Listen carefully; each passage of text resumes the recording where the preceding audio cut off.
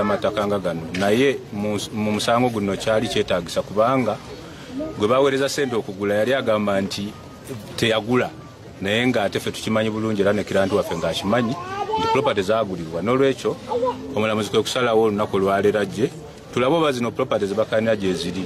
Bino kuliko amayumba g'abapangisa agali mu zooni ez'enjawulo mu Masajja Division ekisangibwa mu Makindye Ssaabagabo. Kkooti ekwasaganya ebyobusuubuzi emaze ebbanga ng'eyita Ndagire wabula nga yeebulankanya okutuusa omulamuzi General Wakaka lw'asitukiddemu asobole okwongera okufuna obujulizi obumala ku by'obugagga. Ono asookedde mu zooni ya Ndikutamadda mwasinkanidde bassentebe abatwala zooni eno n'ayogerako nabo. Kyamukisa mulungi nti ekizuuliddwa nti property gye ziri era omulamuzi azirabye. Ndowooza era y'ensonga lwaki omuwawaabirwa atalabiseeko. So y'ensonga basically gye tubaddeko olunaku olwaleero. Ddako omulamuzi abadde mulambulukufu agambye nti tuteekemu submissions kuba lokasi ewedde tulindire n'ensala y'omusango.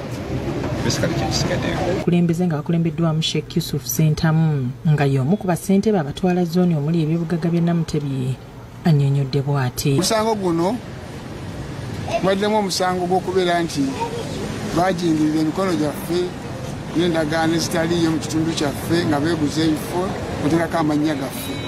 Omusango ogwo gye guli mu kikajjo twagussaayo tulinda bulinzi banaatuyita.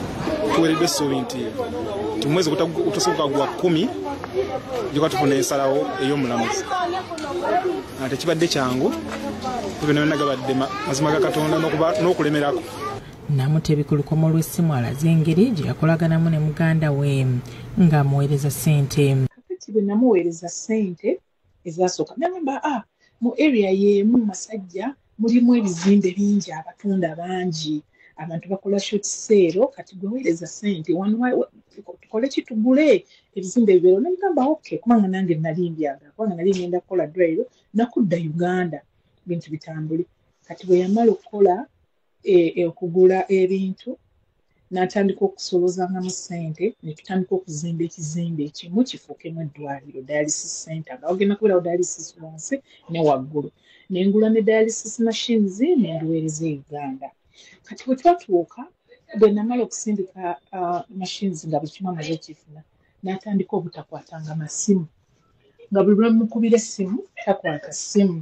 Wabula bwe yali atuusizza okudda addukanya ebintu by'endagire n'atandika okwebulankanya nga takyagala Namutebi addemu kumanya bifa ku bizimbe ekyamuwaliza okwekubira enduulu. Mu kkooti nga mu kiseera kino afunye essuubi ery'okufuna ebintu bye. Ndagire ne balooya be tebalabiseeko ng'omusasi waffe wagezezzaako okubakubira essimu baziggyeeko. Yudaya Namyalo yakusakidde eggulu eno ku Club TV.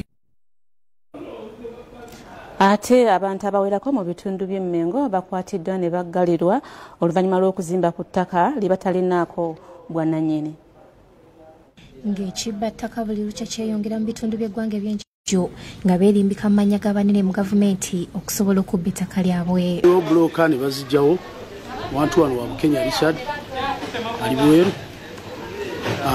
beekobaana n'abasecurity mu bitongole era bajja bambadde t-shirt za afande Muhoozi babeera nga batiisatiisa. Ulindako oyambala ekyambalo kitiisa omuntu oyambala ekyambalo kitiisa omuntu afande oteekewo embeera afande ky'omuntu atagenda nze afande ne kaadi yino naawe oze neero si wa mu zooni ndala nga ndi mu zooni ndala lwaki mbasikula nti kundiga amateeka olongo gyayo t-shirt yo yerwana gwe ssebo t-shirt yakulwanyisa ki. Ono era asabye bekikwatako okusitukiramu ku nsonga eno kuba ekibbattaka kisusse. So mu mbeera eyo enkola bakozesa embeera ya security okulonda gavumenti nti yeegezaako okutiisatiisa abantu otwala ebifo byabwe naye baludde nga bakusa olukujukuju wano okutandika Friday nakati bazimba ekiro n'emisana. Yamyuka omwogezi wa poliisi mu kampala emirwano Luko Weesigire ategeezezza bw'ati ku nsonga eno. Olwasooka poliisi bagendayo omupoliisi omu yasooka okugendayo okwebuuzaako naye ne wabeerawo embeera ey'okubagubaganya mpaka bwe bagenzeyo leero ne babaka bebakutte bali ku poliisi koone kampala waliwo ebibuuzo bali tujja paka bawulidde ebisingako. Sofia Nalukenge yakusakidde gwire ino ku Rawkede TV. Webale nnyo Sofia Nalukenge. Bwe tutambudde mawulire gaffe agataliko mutuntu ku ssaawa emwe yakawungeezi tulina agabutikidde ku ssaawa nnyanga bulijjo agataliko nfufu. Tugenda mu programu Daawa ate oluvannyuma tugende mu programu Oluyimba Lo. Nze Sharifa Namyomba, weekend ennungi.